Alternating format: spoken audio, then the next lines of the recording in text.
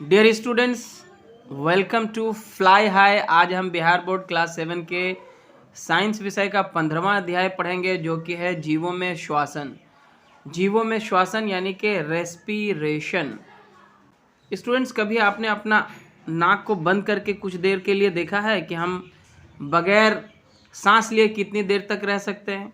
Obviously जब आप अपना नाक बंद करके चेक करते हैं, नाक और मुंह दोनों को बंद करके, तो आप ज़्यादा से ज़्यादा 1 मिनट तक बिना सांस लिए रह पाते हैं। उसके बाद जो है हमारा दम घुटने लगता है। इसका मतलब ये है कि हम लंबी अवधि तक सांस को रोक नहीं सकते हैं। ये एक निरंतर प्रक्रिया है जो चलती रहती है। सांस लेना जो है कंपलसरी है जीवन के लिए। अब आता है कि सामान्य जो व्यक्ति है, या कहें कि जो हेल्दी आदमी है, वो 1 मिनट में कितनी बार सांस लेता है। तो ये देखिए, अलग अलग लोगों में अलग अलग हो सकता है, कोई फिक्स नहीं है। लेकिन एक अगर इसका औसत निकाला जाए तो एक सामान्य जो एडल्ट है, जो वयस्क व्यक्ति है, वो 1 मिनट में 12 से 20 बार सांस लेता है। ठीक है, ये औसत मैं आपको बता रहा हूँ। तो यहाँ पे क्रियाकलाप भी दिया गया है कि आप अपने स्कूल के जो आपके क्लासमेट्स हैं उनका छात्रों का नाम लिखिए और सबको बोलिए कि 1 मिनट में वो लोग कितना बार सांस ले रहे हैं, उसको गिन के आपको ये तालिका बनाना है। तो आप यहाँ पे पता कर सकते हैं कि अलग अलग जो व्यक्ति हैं, कोई 16 बार 1 मिनट में लेगा, कोई 18 बार, कोई 20 बार, ऐसा करके कुछ अलग अलग निकल के आएगा। तो कई बार ऐसा भी होता है कि जब हम कोई हार्ड वर्क करते हैं, जैसे रनिंग करते हैं या फिर कोई एक्सरसाइज करते हैं, व्यायाम करते हैं, तो उस समय हमें जो है आप देखेंगे कि हमारा जो सांस लेने का जो फ्रीक्वेंसी है वो बढ़ जाता है। हम जल्दी जल्दी सांस लेते हैं, है ना? क्योंकि जब हम कोई हार्ड वर्क करते हैं, रनिंग वगैरह करते हैं, एक्सरसाइज करते हैं, तो हमारे बॉडी से जो एनर्जी है उसका यूज़ ज़्यादा होता है।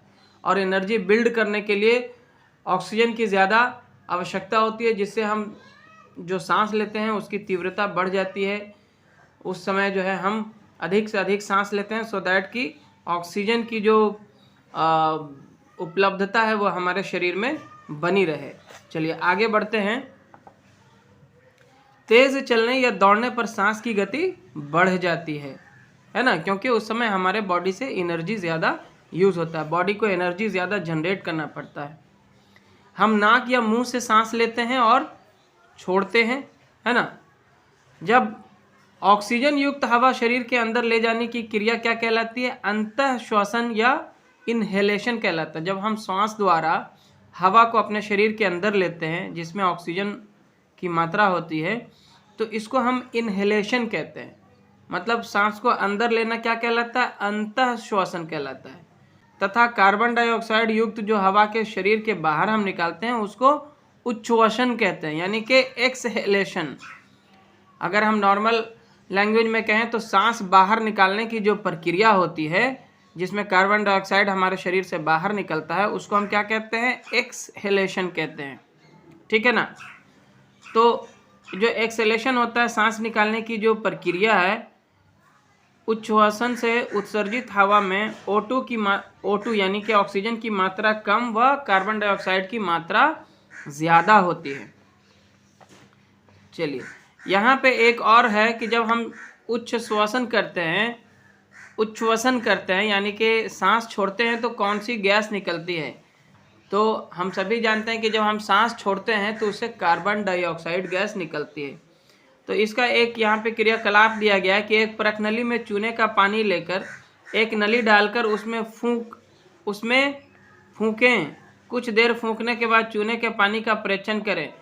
क्या रंग बदल जाता है? जब किसी चूने के पानी में हम फूकते हैं तो मुंह से हमारा कार्बन डाइऑक्साइड निकलेगा, तो उससे क्या होगा? कार्बन डाइऑक्साइड से चूने का पानी जो है वो दूधिया हो जाता है। वो हमने पहले भी पढ़ा है। चलिए, तो ये साबित करता है कि जब हम उच्छ्वसन करते हैं यानी कि सांस जब छोड़ते हैं तो उसमें कौन सी गैस विमुक्त होती है? Carbon dioxide. चलिए ज़रा सोचें, अंतः श्वसन के लिए ऑक्सीजन कहाँ से आता है? स्मरण करें प्रकाश संश्लेषण की क्रिया में क्या होता है। देखिए, हम लोग जब इनहेलेशन कर रहे हैं, सांस अंदर ले रहे हैं, तो हमें किसकी आवश्यकता है?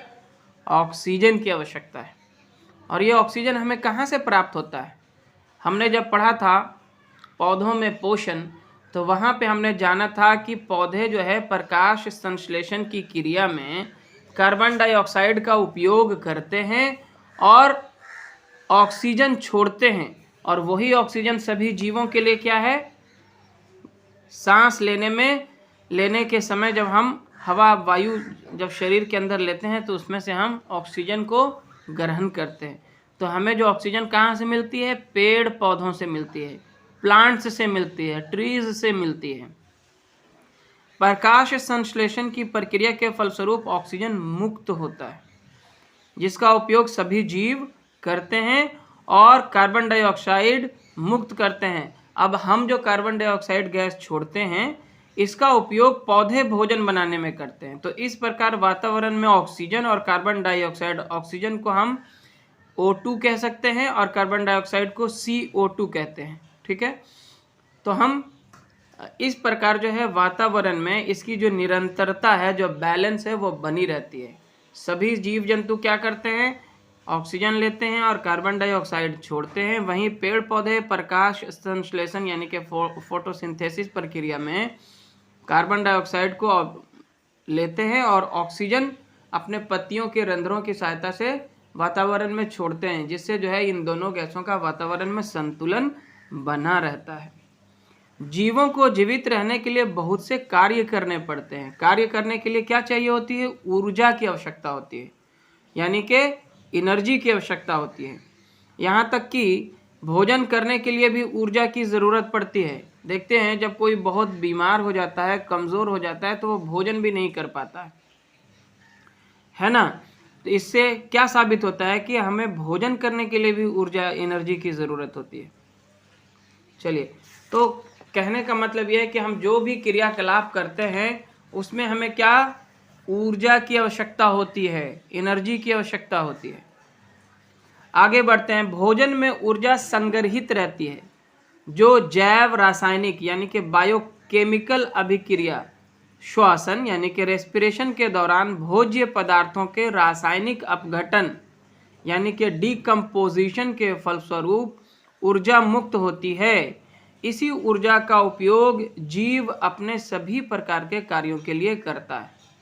ठीक है, हमारा जब हम भोजन ग्रहण करते हैं, जीवों में पोषण में हमने पढ़ा था कि जब हम भोजन ग्रहण करते हैं तो भोजन का पाचन होता है और जो अवशिष्ट पदार्थ होते हैं उसके बाद उसको हम शरीर से बाहर निकाल देते हैं। अवशिष्ट पदार्थों को जो भोजन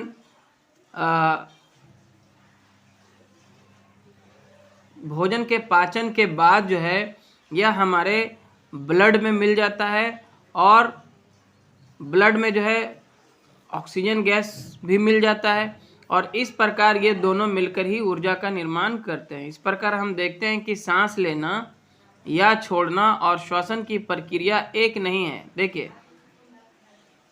सांस लेना और छोड़ना अलग है और श्वसन एक अलग प्रक्रिया है। कैसे है हम जानते हैं। देखिए, सांस लेना हवा का शरीर में आवागमन की क्रिया है, यानी मनुष्य में नाक से फेफड़े तक और वापस फेफड़े से नाक तक, ये हो गया सांस लेना। शरीर के अंदर हवा को लेना और बाहर निकालना, यानी कि नाक के द्वारा फेफड़े तक हवा का जाना और फिर फेफड़े से वापस आ जाना, ये तो हो गया आपका सांस लेना और छोड़ना, यानी कि अंतःश्वसन और उच्छ्वसन, जिसको हम ब्रीदिंग कह सकते हैं। और श्वसन की प्रक्रिया यहीं समाप्त नहीं होती है, श्वसन की प्रक्रिया आगे भी होती है। कैसे होती है, जबकि श्वसन शरीर कोशिकाओं में उपलब्ध ग्लूकोज अणुओं का रासायनिक अपघटन या डिकम्पोजिशन है जो ऑक्सीजन की उपस्थिति में होता है। ठीक है ना, शरीर की कोशिकाओं में जो ग्लूकोज होते हैं उनके अणुओं का जो रासायनिक अपघटन होता है किसकी उपस्थिति में होता है, ऑक्सीजन की उपस्थिति में होता है। ग्लूकोज अणुओं का अपघटन के फलस्वरूप कार्बन डाइऑक्साइड और जल प्राप्त होती है तथा ऊर्जा मुक्त होती है। इसी ऊर्जा का उपयोग जीव अपने कार्यों के लिए करते हैं। तो यहाँ पे देखिए आपको श्वसन और जो ब्रीदिंग है, जो अंतःश्वसन और उच्छ्वसन है, इसमें क्या अंतर है वो यहाँ पे दिखाया गया है। इसको आप ध्यान से देख लें, ये प्रश्न में भी इसके ऊपर में आपसे पूछा जाएगा। तो जो ब्रीदिंग है, जो सांस लेना और सांस छोड़ना है, उसमें ये क्या है, यह यांत्रिक क्रिया है जिसमें ऑक्सीजन अंतःश्वासित और कार्बन डाइऑक्साइड उच्छ्वसित होती है।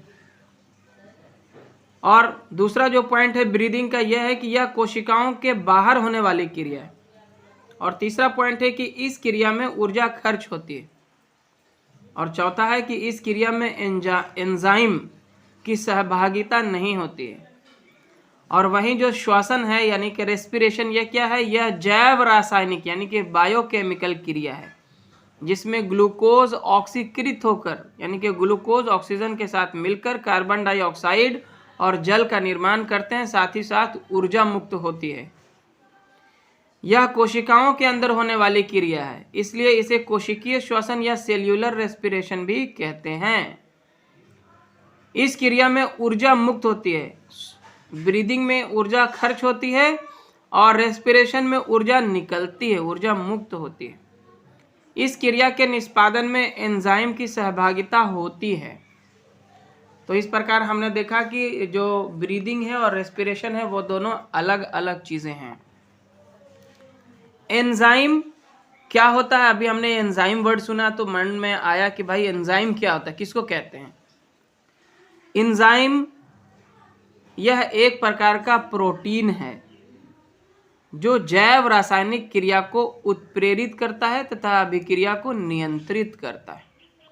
ठीक है, चलिए अब है कि क्या श्वसन के लिए ऑक्सीजन आवश्यक है। श्वसन की जो रेस्पिरेशन की जो क्रिया है जिसमें हमने पढ़ा कि शरीर के कोशिकाओं के अंदर होने वाली क्रिया है जिसमें जो है ग्लूकोज ऑक्सीजन के साथ मिलकर कार्बन डाइऑक्साइड और जल का निर्माण करते हैं और साथ ही साथ ऊर्जा प्रदान करते हैं।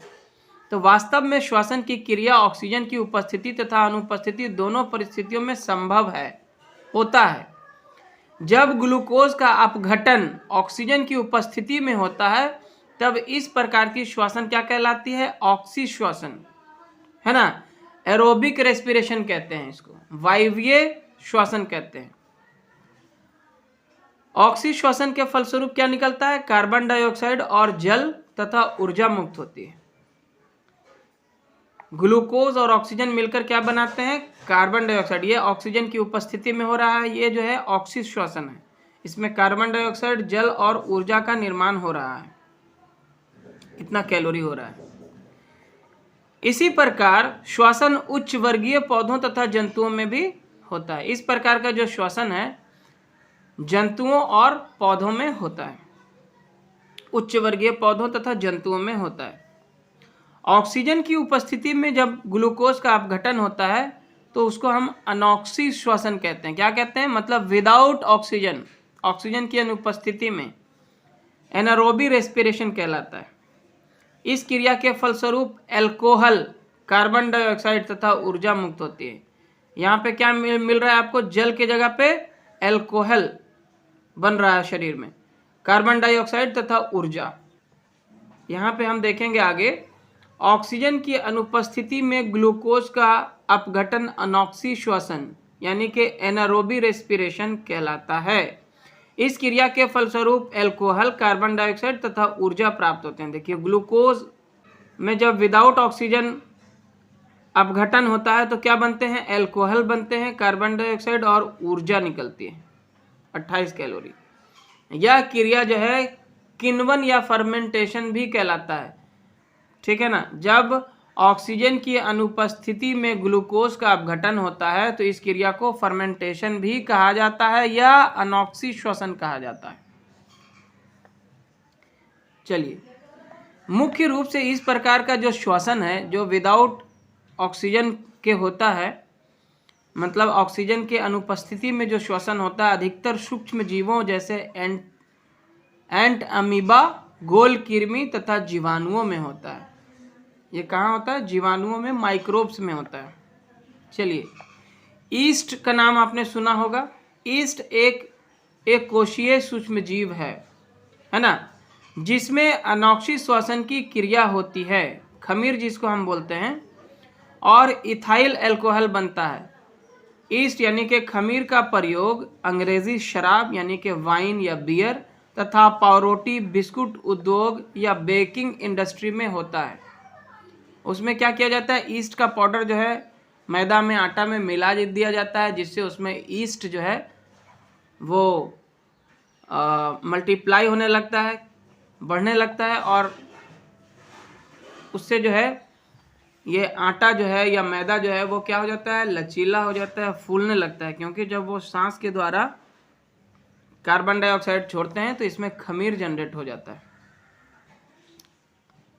चलिए आगे जानते हैं कि ऑक्सीजन की अनुपस्थिति में ग्लूकोज का अल्कोहल में अपघटन किण्वन या फर्मेंटेशन कहलाता है। यहाँ पे आप ध्यान से देखें, एक और यहाँ पे टेबल दिया गया है। इस टेबल में क्या है देखिए, क्या हम ऑक्सीश्वसन और अनॉक्सीश्वसन के अंतर को बता सकते हैं। देखिए यहाँ पे ऑक्सीश्वसन और अनॉक्सीश्वसन के बीच में क्या अंतर है वो दिखाया गया, जो कि प्रश्न में भी आपसे पूछा जाएगा, तो ध्यान से आप यहाँ पे ही देख लीजिए इसको। तो क्या है, पहला पॉइंट है कि ऑक्सीश्वसन ऑक्सीजन की उपस्थिति में होता है, जबकि अनॉक्सीश्वसन ऑक्सीजन की अनुपस्थिति में होता है। ऑक्सीश्वसन ग्लूकोज पूर्ण रूपेण कार्बन डाइऑक्साइड तथा जल में ऑक्सीकृत होता है और अधिक ऊर्जा मुक्त होती है। इसमें क्या होता है, ग्लूकोज जो है ऑक्सीजन के साथ मिलकर कार्बन डाइऑक्साइड, जल तथा ऊर्जा का निर्माण करते हैं। वहीं अनॉक्सीश्वसन में क्या होता है, ग्लूकोज इथाइल अल्कोहल तथा कार्बन डाइऑक्साइड में टूटता है, यानी कि ग्लूकोज से क्या निकलता है, अल्कोहल, कार्बन डाइऑक्साइड, और कम ऊर्जा मुक्त होती है यहाँ पे। चलिए आगे यहाँ पे दिया गया है जंतुओं में श्वसन। सबसे पहले वातावरण से जंतु क्या करते हैं, श्वास लेते हैं, सांस अंदर लेते हैं जो कि फेफड़ों तक पहुँचता है, और फिर फेफड़े के बाद जो है ये ब्लड में मिल करके रक्त संचरण के माध्यम से ये ऑक्सीजन का जो है वहन होता है, आगे जाता है ये, और फिर शरीर के कोशिकाओं में मिल जाता है, और यहाँ से कार्बन डाइऑक्साइड गैस जो मुक्त होती है उसको जो है इसका वहन किया जाता है। यहाँ पे एरो जो है उल्टा पड़ गया है, और फिर ये फेफड़े के द्वारा वातावरण में फिर से छोड़ दिया जाता है। तो ये होती है श्वसन का प्रक्रिया। आगे यहाँ पे दिया गया है मानव में श्वसन, यानी कि ह्यूमन में जो रेस्पिरेशन है वो कैसे होता है। मानव श्वसन प्रक्रिया में कई अंग भाग लेते हैं। देखिए यहाँ से नासा द्वार, जिसको नोस्ट्रिल बोलते हैं आप, नाक का जो आपका छिद्र होता है वहाँ से हवा जाती है, नासा गुहा में जाती है, और ये मुख गुहा आपको दिखाया जा रहा है। उसके बाद गर्सनी से होते हुए, श्वास नली से होते हुए फेफड़े तक ये पहुँचता है। ये मनुष्य का जो है श्वसन अंग है, ठीक है। श्वसन क्रिया में भाग लेने वाले अंगों की सूची बनाइए। तो यहाँ पे ऑलरेडी यहाँ पे अंगों के नाम दिए गए हैं, तो आप यही जो है यहाँ पे सूची में लिख सकते हैं। तो श्वसन क्रिया में भाग लेने वाले अंगों की सूची तो ऑलरेडी यहाँ पे दी ही गई है, यहाँ पे चित्र के माध्यम से भी दिया गया था, और यहाँ पे लिखा गया श्वसन क्रिया में भाग लेने वाले मुख्य अंग हैं नासाद्वार, नासा गुहा, मुख गुहा, गर्सनी, श्वास नली, फेफड़ा आदि। आगे हम जानते हैं सांस लेने और छोड़ने की क्रिया इन अंगों द्वारा कैसे संपन्न होती है। सामान्यतः हम लोग वातावरण से ऑक्सीजन युक्त हवा नसा द्वारा से ग्रहण करते हैं, जो नासा गुहा से होते हुए श्वास नली से होकर हमारे फेफड़ों में जाती है। फेफड़ा वक्ष गुहा में स्थित होते हैं। वक्ष गुहा को आधार प्रदान करने के लिए पेशीय परत यानी कि डायफ्राम होती है। अंतः श्वसन के समय, ये बहुत इंपॉर्टेंट पॉइंट है, इसको भी देखिए ध्यान से। अंतः श्वसन, जब इनहेलेशन होता है, सांस जब लिया जाता है अंदर, तो अंतः श्वसन के समय पसलियां ऊपर और बाहर की ओर गति करती हैं, ऊपर और बाहर की ओर गति करती हैं, तथा डायफ्राम नीचे की ओर गति करता है, ये वाला जो है। चलिए, जिस कारण वक्ष गुहा का आयतन क्या होता है, बढ़ जाता है, और वायु फेफड़ों में प्रवेश कर जाती है, और एक्सहेलेशन के टाइम में, सांस छोड़ने के टाइम में पसलियां नीचे अंदर की ओर आ जाती हैं, जबकि डायफ्राम ऊपर अपनी पूर्व स्थिति में आ जाता है। इस तरह हम देखते हैं कि हमारा वक्ष जो है फैलता और सिकुड़ता है, ठीक है। आगे यहाँ पे एक क्रियाकलाप के माध्यम से आप देखेंगे कि ये कैसे हमारा जो है वक्ष जो है वो कैसे सिकुड़ता है या कैसे फैलता है। सभी जीव परिवेश से ऑक्सीजन ग्रहण करते हैं यानी कि वायुमंडल से, तथा कार्बन डाइऑक्साइड का त्याग करते हैं। गर्हित ऑक्सीजन कोशिकीय श्वसन यानी कि सेल्यूलर रेस्पिरेशन की क्रिया में काम आता है। श्वसन की क्रिया ऑक्सीजन की उपस्थिति में अनेक एंजाइमों की सहायता से कई चरणों में संपन्न होता है। यहाँ पे देखिए बहुत मेन पॉइंट है, रक्त शरीर के विभिन्न भागों की कोशिकाओं में ऑक्सीजन पहुँचाने वाला वाहक है। ये जो ऑक्सीजन पूरे बॉडी की कोशिकाओं तक पहुँचता है, किसके द्वारा पहुँचता है? रक्त के द्वारा, ब्लड के द्वारा। ऑक्सीजन का वहन लाल रक्त कोशिकाओं में पाए जाने वाले वर्णक यानी कि पिगमेंट या फिर हीमोग्लोबिन के द्वारा होता है। यह ऑक्सीजन से संबद्ध होकर मिलकर ऑक्सी हीमोग्लोबिन बनाता है और ऑक्सीजन विभिन्न कोशिकाओं में विसरित हो जाता है। पुनः कोशिकाओं से हीमोग्लोबिन कार्बन डाइऑक्साइड से संबद्ध होकर कार्बोक्सी हीमोग्लोबिन बनाता है। तो देखिए हीमोग्लोबिन ऑक्सीजन से मिलकर क्या बनाया? ऑक्सी हीमोग्लोबिन बनाया, और फिर हीमोग्लोबिन कार्बन डाइऑक्साइड के साथ मिलकर क्या बनाता है? कार्बोक्सी हीमोग्लोबिन बनाता है। इस CO2 यानी कि कार्बन डाइऑक्साइड को बाहर निकालने के लिए रक्त कार्बन डाइऑक्साइड को फेफड़ों तक लाता है, जहां से CO2 नासाद्वार से बाहर निकाल दिया जाता है। गाय, मेढक, छिपकली, मुर्गी आदि जंतुओं की वक्ष गुहाओं में फेफड़े होते हैं। आगे हम जानते हैं कि अन्य जंतुओं में जो श्वसन की प्रक्रिया है वो कैसे होती है, जैसे मछली में कैसे होती है, या कुछ ऐसे जीव हैं जिनमें कोई अंग इस प्रकार का नहीं होता है, तो वो कैसे सांस लेते हैं। ये बहुत ही इंपॉर्टेंट है। देखिए यहाँ पे सभी जंतुओं में श्वसन क्रिया होती है, परंतु उसमें श्वसन के अंग भिन्न भिन्न होते हैं। जैसे अमीबा क्या है, पैरामीशियम क्या है, ये एक कोशीय जीव होता है। तो इसमें जो गैसों का आदान प्रदान है शरीर की सतह से विसरण द्वारा होता है, जबकि बहुकोशीय जंतुओं में गैसों का आदान प्रदान त्वचा के द्वारा होता है। जैसे केंचुआ, केंचुआ को आपने देखा होगा, जिसको हम कहते हैं अर्थवर्म, जिसको चेरा भी कहा जाता है हम लोगों के लोकल लैंग्वेज में। तो वो कैसे सांस लेता है? वो अपने स्किन के द्वारा सांस लेता है, त्वचा से। इस त्वचीय श्वसन यानी कि क्यूटेनियस रेस्पिरेशन भी इसको कहते हैं। आगे है कि तेलचट्टे एवं अन्य कीटों में श्वसन के लिए उनके शरीर पर छिद्र होते हैं, जिसे श्वास रंध्र कहा जाता है। आगे है कि तेलचट्टे एवं अन्य कीटों में श्वसन के लिए उनके शरीर पर छिद्र होते हैं, जिसे श्वास रंध्र कहा जाता है। इन्हीं रंध्रों से गैसों का विनिमय होता है। मेढक जल तथा स्थल दोनों में पाया जाने वाला जंतु, उभयचर इसको कहते हैं।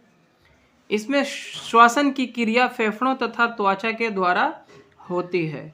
जब पानी में रहता है तो त्वचा के द्वारा। जलीय जीव जैसे मछली में श्वसन के लिए एक विशेष अंग गलफड़ा होता है। आगे है पौधों में श्वसन। प्रायः आपने बुजुर्गों से सुना होगा कि रात्रि के समय पेड़ पौधों के नीचे नहीं सोना चाहिए, या सूर्यास्त के बाद वृक्षों के नीचे नहीं खेलना चाहिए। इसका क्या कारण है, आगे पढ़ेंगे इसको। क्या पौधे भी जंतुओं की तरह सांस लेते हैं? चलिए, तो यहाँ पे जानते हैं कि जंतुओं की तरह पौधे भी सांस लेते एवं छोड़ते हैं। पौधों में श्वसन क्रिया होती है क्योंकि उन्हें भी जीवित रहने के लिए विभिन्न प्रकार के जैविक क्रियाएं करनी पड़ती हैं। इन क्रियाओं के लिए ऊर्जा की आवश्यकता होती है, एनर्जी चाहिए होती है। पौधे मुख्यतः कौन कौन से जैविक क्रियाएं करती हैं? देखिए, पौधों में सांस लेने एवं छोड़ने के लिए जंतुओं की तरह अंग नहीं होते, बल्कि पत्तियों में पाए जाने वाले रंध्र, जिसको स्टोमेटा भी कहा जाता है, पत्तियों में छिद्र होता है। पौधे के पत्तियों में जिस तरह से हमारे बॉडी के स्किन में छिद्र होता है, पसीना निकलता है, वैसे ही पत्तियों में भी छिद्र होता है। तो पत्तियां जो है इन्हीं रंध्रों यानी कि स्टोमेटा से ऑक्सीजन तथा कार्बन डाइऑक्साइड गैसों का विनिमय करते हैं। पौधे में प्रकाश संश्लेषण की क्रिया होती है। इसमें कार्बन डाइऑक्साइड प्रयुक्त होता है तथा ऑक्सीजन गैस बाहर मुक्त होती है। तो पहले भी हमने पढ़ लिया। दिन में कार्बन डाइऑक्साइड तथा ऑक्सीजन का अनुपात संतुलित रहता है। श्वसन की क्रिया प्रत्येक क्षण जंतुओं और पौधों में चलती रहती है, लेकिन रात्रि में जब प्रकाश संश्लेषण की क्रिया नहीं होती तो ऑक्सीजन की मात्रा वातावरण में कम हो जाती है तथा कार्बन डाइऑक्साइड का उपयोग नहीं होने के कारण इसकी मात्रा बढ़ जाती है। इसीलिए जो है शाम के टाइम में पेड़ पौधों के नीचे नहीं खेलने या सोने के लिए कहा जाता है, जिस कारण वृक्षों के नीचे सांस लेने में कठिनाई होती है और गर्मी लगती है। अब है कि गर्मी क्यों लगती है। श्वसन क्रिया में कार्बन डाइऑक्साइड के साथ ऊर्जा विमुक्त होती है जिसमें गर्मी का अनुभव होता है। पौधों की कोशिकाएं जंतु की कोशिकाओं की तरह ग्लूकोज अणुओं का अपघटन करती है जिससे ऊर्जा मुक्त होती है। अब आगे आते हैं कि बीजों में श्वसन होता है क्या। जो बीज हमारे रखे होते हैं बोरों के अंदर में, बैग के अंदर में, तो उसमें भी क्या श्वसन होता है, रेस्पिरेशन होता है। बीजों से भरी बोरियां या अन्य भंडारों में हाथ डालकर देखा है, क्या अनुभव करते हैं आप। गेहूं, धान, चना आदि के बोरियों में हाथ डालकर देखें, क्या गर्माहट महसूस करते हैं। ऐसा क्यों होता है, तो बिल्कुल गर्म होता है, ये गर्माहट फील होता है क्योंकि बीजों में भी श्वसन की प्रक्रिया होती है। हालांकि यह जो प्रक्रिया है काफ़ी धीमी होती है, बहुत धीमी ही सही, लेकिन बीजों के अंदर भी श्वसन की प्रक्रिया होती है जिससे कार्बन डाइऑक्साइड गैस निकलने के कारण ये इसमें जो है गर्मी बनी रहती है। और बच्चों इसी के साथ जो है इस अध्याय में दिए गए हमने सभी तथ्यों को जान लिया है, इसके खास खास पॉइंट्स को भी समझ लिया है। अब हम इसके अध्याय में दिए गए प्रश्नों का उत्तर जानते हैं। सबसे पहला जो प्रश्न है वो कहता है सही उत्तर पर सही का निशान लगाएं। पहला है अंतः श्वसन के समय पसलियां, तो इसका जो उत्तर होगा ऊपर और बाहर की ओर गति करती है। क्या होता है इनहेलेशन के टाइम में। अगला जो प्रश्न है वो कहता है कि उच्च श्वसन के समय पसलियां क्या होती हैं। उच्च श्वसन के समय पसलियां जो है वो नीचे और अंदर की ओर गति करती हैं, तो इसका उत्तर होगा पहला। उसके बाद है मछली में श्वसन के लिए अंग है, तो मछली में श्वसन के लिए गलफड़ा होता है, इसका चौथा होगा उत्तर। श्वसन के फलस्वरूप गैस निकलती है, तो श्वसन के फलस्वरूप कौन सी गैस निकलती है, कार्बन डाइऑक्साइड। चलिए उसके बाद है कॉलम ए के शब्दों को कॉलम बी के शब्दों से मिलान कीजिए। रंध्र किस में होता है, पौधों की पत्तियों में होता है।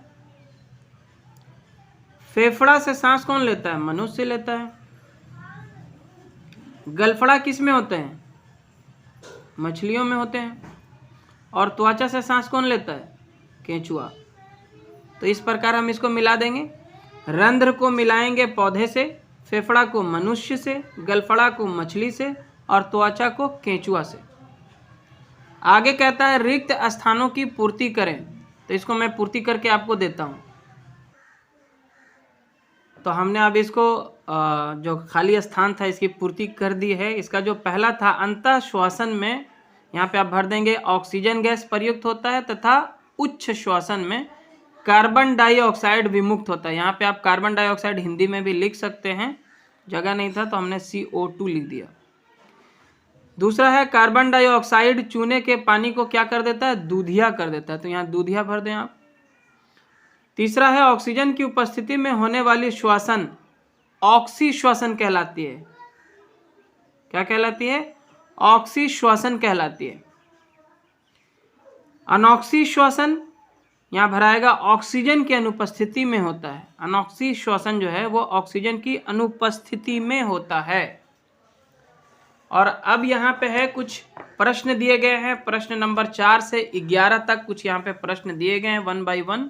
जैसे है कि श्वसन कितने प्रकार के होते हैं, तो इसका उत्तर आप इस प्रकार लिख सकते हैं। यहाँ पे हमने नोट करके रखा है, तो आप इसको ध्यान से देखें और इस तरह आप इसके सभी प्रश्नों का उत्तर यहाँ से आप नोट कर लें, ध्यानपूर्वक देख लें। श्वसन कितने प्रकार के होते हैं, तो इसका उत्तर हम लिख रहे हैं श्वसन 2 प्रकार के होते हैं। ऑक्सी श्वसन यानी कि एरोबिक रेस्पिरेशन, जब ग्लूकोज का अपघटन ऑक्सीजन की उपस्थिति में होता है तब इस प्रकार की श्वसन ऑक्सी श्वसन कहलाता है। दूसरा है अनॉक्सी श्वसन यानी कि एनारोबी रेस्पिरेशन। ऑक्सीजन की अनुपस्थिति में ग्लूकोज का अपघटन अनॉक्सी श्वसन कहलाता है। बढ़ते हैं अगले प्रश्न की ओर, जो कि है अनॉक्सी श्वसन क्या है। ऑक्सीजन की इसका उत्तर लिख सकते हैं आप, ऑक्सीजन की अनुपस्थिति में ग्लूकोज का अपघटन अनॉक्सी श्वसन या एनारोबी रेस्पिरेशन कहलाता है। इसमें क्रिया के फलस्वरूप अल्कोहल, कार्बन डाइऑक्साइड तथा ऊर्जा प्राप्त होता है। इस प्रकार लिखेंगे हम इसको,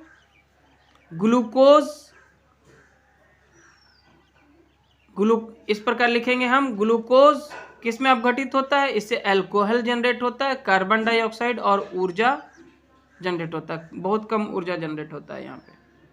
यह क्रिया किण्वन या फर्मेंटेशन भी कहलाता है। तो ये हो गया अनॉक्सी श्वसन क्या है, इसका उत्तर। अगला जो प्रश्न है वो है श्वसन की क्रिया में ऑक्सीजन का महत्व बताएं। श्वसन की क्रिया में इसका जो उत्तर हम लिख सकते हैं, श्वसन की क्रिया में ऑक्सीजन की उपस्थिति में शरीर की कोशिकाओं में उपलब्ध ग्लूकोज, यहाँ पे ये ग्लूकोज लिखा है, थोड़ा गलत हो गया था, ध्यान से आप देख लीजिए, ग्लूकोज अणुओं का रासायनिक अपघटन होता है, जिसके फलस्वरूप कार्बन डाइऑक्साइड और जल प्राप्त होता है तथा ऊर्जा मुक्त होती है। इसी ऊर्जा का उपयोग जीव अपने कार्यों के लिए करते हैं।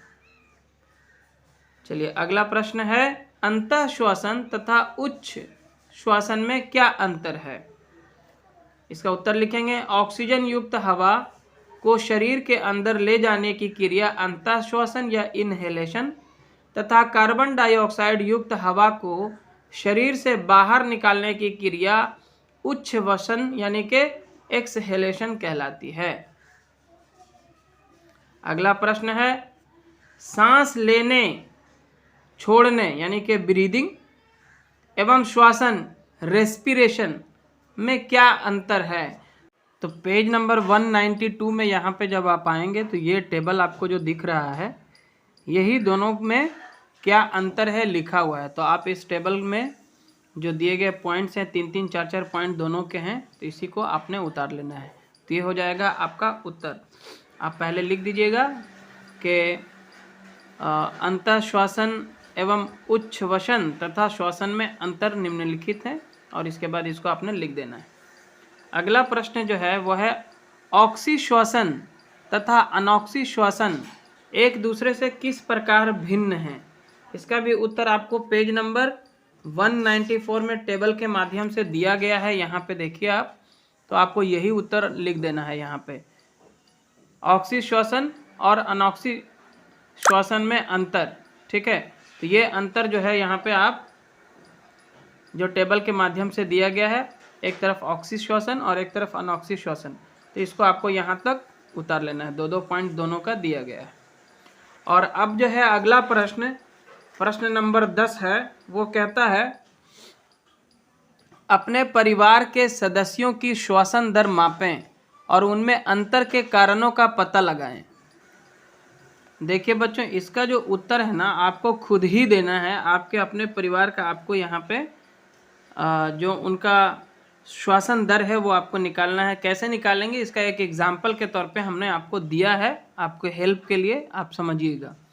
इस तरह से लिखना है आपको, परिवार के सदस्यों का नाम। मान लिया हमारे परिवार में 4 सदस्य, हमने लिख दिया सदस्य ए, सदस्य बी, सदस्य सी, सदस्य डी।